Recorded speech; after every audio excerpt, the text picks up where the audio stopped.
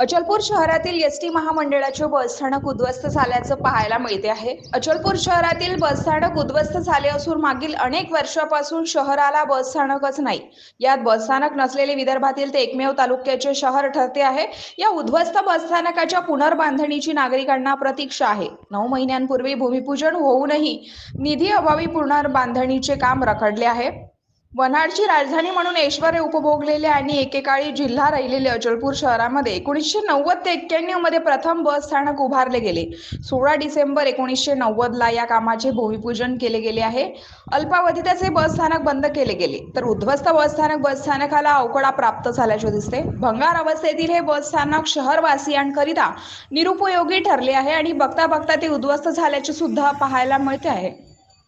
तरी उद्ध्वस्त बसस्थानकाला आज अतिक्रमणाने घेरले असून त्या परिसरामध्ये गुराढोरांचा तो अड्डा बनल्याचं दिसतंय।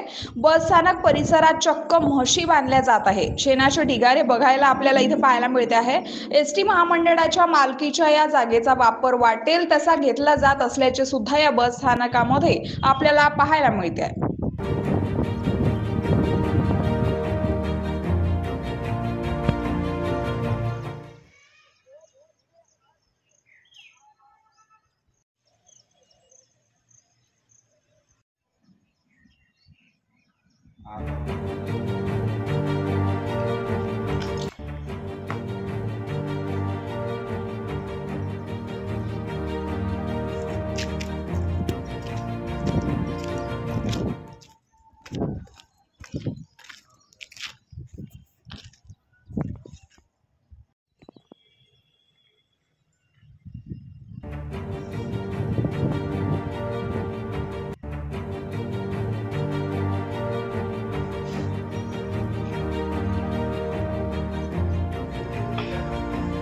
क्या मालूम, अब चैनल वालों ने बुलाया मुझे वीडियो बना के भेज बोले।